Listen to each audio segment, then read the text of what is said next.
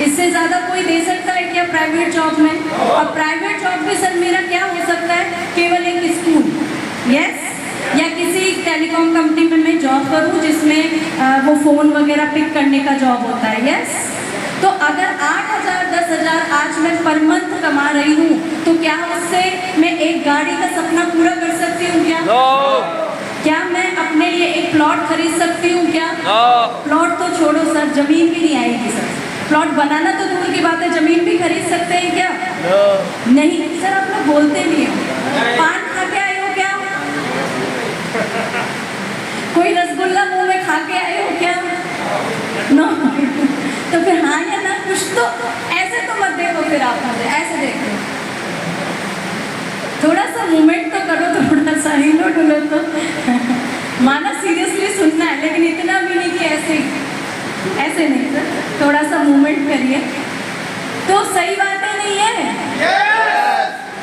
अगर 8-10 हज़ार की आज मैं नौकरी करती तो मेरे लिए बहुत टफ होता कि मैं अपने सपने पूरे कर सकूं। लेकिन सबसे पहली जो दिक्कत आती वो ये थी कि अगर मैं वो 8-10 घंटे की नौकरी करती, 8-10 हज़ार रुपये के लिए कमाती, तो कहीं ना कहीं मेरा परिवार डिस्टर्ब होता, मेरे इन लॉज डिस्टर्ब होते। और मुझे लगता है हर लड़की की जिसकी शादी हो चुकी है उसकी जिम्मेदारी है कि उसको ससुराल भी संभालना चाहिए और पीहर की रिश्तेदारी भी संभालनी चाहिए, यस। तो सर ये सबसे बड़ा चैलेंज था कि अगर मैं कोई जॉब करती तो मैं अपने इन लॉज की, अपने सास ससुर की कभी सेवा नहीं कर पाती, क्योंकि जब वो मुझसे कहते छुट्टी ले लो तो कोई क्या मुझे छुट्टी देता क्या सर?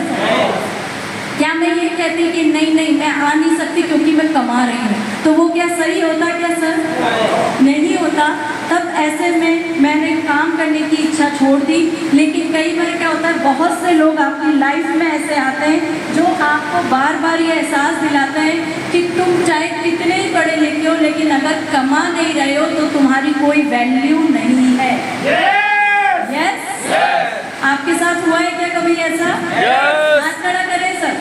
किस किस के साथ हुआ है जब किसी को ये ताना मिला हो, चाहे कि आप कितने ही अच्छे दिल के क्यों ना हो, लेकिन आपको ये कहा गया तुम कमाते नहीं हो, तुम कुछ कहने सुनने लायक नहीं हो, यस सर। ये वो दर्द है, ये वो भाव है जो इंसान को अंदर ही अंदर खींचता है, अंदर ही अंदर ये तकलीफ देता है कि मैं लायक तो हूँ लेकिन मैंने अपनी जिम्मेदारियों को आगे रखा, इस वजह से मैं वो काम नहीं कर पाया, यस।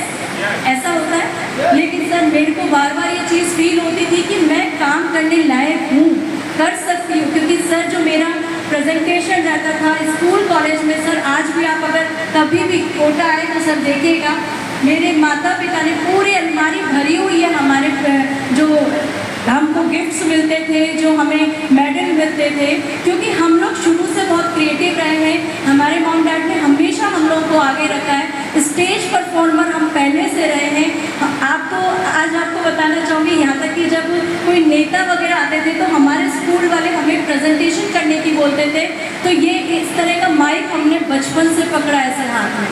लेकिन कहीं ना कहीं जिम्मेदारियों के तले हमने वो सब चीज़ें पीछे छोड़ दी थी, लेकिन लोग आपको चैन से जीने नहीं देते हैं सर, यस। मैं अगर बैठ के खा रही थी तो लोग कह रहे थे अधिकारी की बीवी है, बैठे बैठे खा रही है। और अब जब मैंने काम करना शुरू करा तो लोग क्या कहते हैं, ऐसी क्या कमी थी जो बाहर जा रही है, यस। तो लोग तो आपको कैसे ही नहीं जीने देंगे, लोग तो आपको हर बार यही कहेंगे कि तुम जो कर रहे हो वो गलत है। लेकिन जिस दिन आप कामयाब हो जाओगे उस दिन लोग क्या कहेंगे, मुझे तो पहले से ही पता था तुम कामयाब होगे, यस।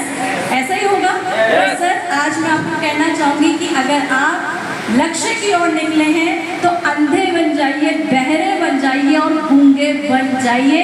जब तक आप लक्ष्य को हासिल नहीं कर लेते तब तक आप लोगों पे ध्यान देना बंद कर दीजिए, यस।